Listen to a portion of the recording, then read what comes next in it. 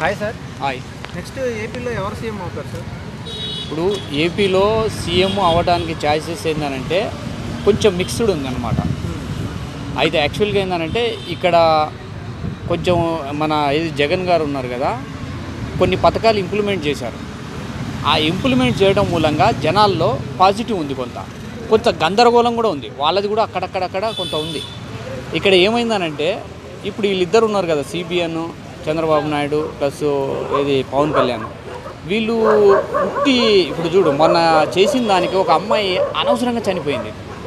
ఎవరికైనా బాధ కదా. ఇప్పుడు తెలంగాణ నుంచి మేము ఉన్నా అసలు ఆ అమ్మాయి ఒక ఇల్లు ఇచ్చింది, ఏపీ గవర్నమెంట్ ఇల్లు ఇచ్చింది. ఆమె ఇట్స్ మై డ్రీమ్, ఈ ఇల్లు రావడం నా కళ అని చెప్పింది. ఆమెకి సోషల్ మీడియాలో కూడా అంత వల్గారిటీగా పెట్టకూడదు కదా, అది తప్పు కదా. ఒక మనిషి నిండు ప్రాణం పోయింది. సో దీనికి జనసేన పార్టీ నుంచి కూడా చాలామంది ఉన్నారు. ఇలా ఎవరన్నా వాళ్ళ దాంట్లో నుంచి తీస్తే వాళ్ళకి ఆపోజిట్గా కామెంట్ పెట్టడం అలా చాలా ఉన్నాయి. దీనికి ఎందుకంటే నేను పవన్ కళ్యాణ్ని ఎందుకు చెప్తా ఉన్నానంటే అతనికి ఫస్ట్ నాలెడ్జ్ లేదు, 10th క్లాస్ ఫెయిల్డ్. అసలు మనుషులను టెంప్ట్ చేస్తాడు. ఇప్పుడు జనాలు ఎందుకంటే పవర్ స్టారు అనే ప్యాకేజ్ తీసుకుంటారని చెప్తున్నారు. నిజం కూడా తీసుకోవచ్చు. తెలంగాణలో కూడా అలాగే తయారైపోయింది. ఆర్ఎస్ ప్రవీణ్ కుమార్ మొన్నటి వరకు కేసీఆర్ని ఎదిరించాడు, కేసీఆర్ తప్పులు తీశాడు. ప్లస్ ఇప్పుడు మళ్ళీ కేసీఆర్ తోటే ప్యాకేజ్ స్టార్గా మారిపోయాడు డబ్బులు తీసుకొని. అట్లా వీళ్ళిద్దరు ఉన్నారు చూసారా, ఎక్కడ ఉన్నా చీడపురుగులు లాంటి చీడపురుగులు. ఇప్పుడు సిబిఎన్కు ఆయనకు బ్యాడ్ నేమ్ ఉందా లేదా చెప్పండి, మీరు కూడా చెప్పండి. ఆయన కాలంలో ఆయన హైటెక్ సిటీ తీసుకొచ్చాను అంటాడు. ఎలా వచ్చారు? పిజి నరసింహ గారు ఎప్పుడైతే మనకు పిఎం ఉన్నారో హైదరాబాద్కు స్పెషల్ స్టేటస్ ఉండాలి, ఇక్కడ ఐటీ హబ్ను క్రియేట్ చేయాలని ఆయన అప్పుడు వేసింది. అది వేసిన మూలంగా దాన్ని ఇంప్లిమెంట్ చేసి ఒక సైబర్ టవర్ తీసుకొచ్చాడు. దాని తర్వాత మిగతా అన్నీ వచ్చాయి. దాన్ని ఒక్కటి పట్టుకొని ఏపీ లాస్ అయిపోయింది, ఈయన నాశనం చేస్తున్నాడు జగన్ అనడం తప్పు. ఎందుకనంటే హైదరాబాదు కూడా ఒకరోజు డెవలప్ కాల. నిజాం పాలన నుంచి గ్రాడ్యువల్గా మెల్లమెల్ల క్రమక్రమంగా డెవలప్ అయ్యి ఈరోజు ఈ స్థాయిలో ఉంది. ఏపీ అప్పుడే డెవలప్ అవుతుందా చెప్పండి మీరు ఒక మాట. సార్ ఇప్పుడు మరి మామూలుగా అయితే జగన్ గారు ఇచ్చే పథకాలు ఏ బేస్తో సార్? ఇప్పుడు దాంట్లో మ్యాక్సిమము ఇప్పుడు వాళ్ళు ఇచ్చే దాంట్లో నాకు మొత్తం అంత తెలియదు. కొన్ని పథకాల్లో చాలామంది అక్కడ ఉన్న వాళ్ళని ఎంక్వైరీ చేస్తే ఏమవుతాయంటే పేదలకు చాలా సరిపోతుంది. మొన్న పోతే నేను చూశాను, నేను ఎక్కడ రాజమండ్రి అటు పోతే జగనన్న కాలనీ అని పెట్టారు. నిజంగా ఆ ఇల్లు తెలుసా, వీడు ముఖం మీద తన్నట్లుంది. ఎవరు? కేసీఆర్కు. నేను షాకు. కేసీఆర్కి ఎందుకు ముఖం మీద తన్నట్లు అని అంటే ఇక్కడ డబుల్ బెడ్రూమ్ ఇస్తా అన్నాడు, కానీ ఎక్కడ ఇంప్లిమెంట్ చేయాలా, కొన్ని కట్టేశాడంట. మరి ఎవరికి ఇవ్వాలా? అక్కడ నిజం కూడా కాలనీస్ ఇచ్చాడు. ఇప్పుడు ఈ అమ్మాయి చనిపోయిందంటే కారణం అదే కదా, ఇచ్చినవే కదా. అలా నేను చూసిన రాజమండ్రి వైపు కొన్ని చోట్ల. సో అట్లాంటివి చాలా పది. ఇప్పుడు వాలంటీర్ వ్యవస్థ ఉందండి. ఇప్పుడు నిజంగా ఇప్పుడు వాళ్ళకు అమ్మ ఒడి ఇస్తున్నారు. అమ్మ ఒడి ఇక్కడ ఇస్తున్నారా? అమ్మ ఒడి ఇవ్వాల్సిందే. ఎందుకనంటే ప్రతి ఒక్కరు ఎడ్యుకేటెడ్గా ఉండాలి అని అంటే ఆ పిల్లలను వాళ్ళు స్కూళ్ళకి పంపిస్తారు అమ్మ ఒడి ఇవ్వడం మూలంగా.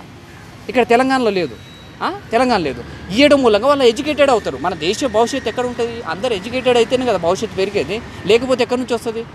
వీళ్ళు చెప్పేది ఎట్లా ఉందనంటే ఒక జనసేన వాళ్ళు ప్లస్ టీడీపీ వాళ్ళు ఏం చెప్తున్నారంటే వీళ్ళని డబ్బులు ఇచ్చి సోమరిపోతులు చేస్తున్నాడు.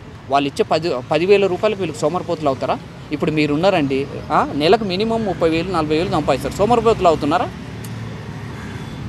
చెప్పండి. ఇప్పుడు అక్కడ ఉన్న వాళ్ళు ఆర్థికంగా డెవలప్ కావాలి అని అంటే వాళ్ళకు రైతు బంధువులు కానీ, వాళ్ళకు ఇల్లులు కానీ, మిగతా సంక్షేమ పథకాలు కానీ కంపల్సరీ ఇంప్లిమెంట్ చేయాలా, అప్పుడే కదా వాళ్ళు డెవలప్ అవుతారు.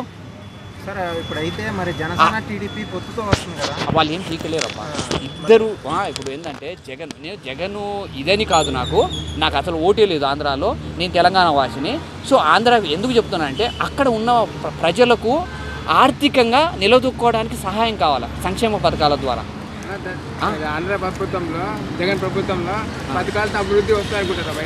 అదే కదా అభివృద్ధి. ఎందుకు రాదు? బిల్డింగ్లు కట్టి వస్తాయి. బిల్డింగ్లు ఇండస్ట్రీలు చదువుకున్న వాళ్ళకి జాబ్స్ లేవు కదా, జాబ్స్ ప్రకారంగా అభివృద్ధి అది 1 by 1 చేస్తాడు. ఒకేసారి అవుతుందా? ఇప్పుడు వచ్చిన ఒకటే పీరియడ్ కదా. మరి ఇప్పుడు ఏది సీఎం చంద్రబాబు నాయుడు అయ్యిండు, ముందు పీరియడ్ ఏం చేశాడు చెప్పండి? ఎంప్లాయ్మెంట్ తీసుకొచ్చాడా ఏపీకి? తీసుకురాలేదు కదా. జగన్ రాకపోతే ఒక్కసారి వస్తే ఈయన అంటున్నావు.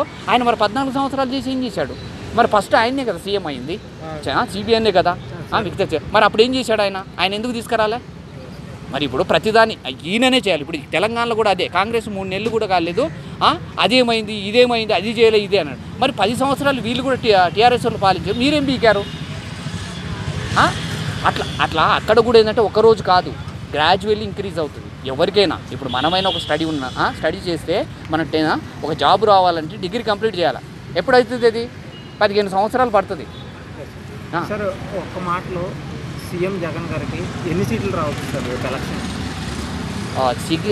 సీఎం జగన్ గారికి వస్తే నాకు తెలిసి ఏంటంటే 120 సీట్లు అంత రావచ్చేమో అనుకుంటున్నాను నేను.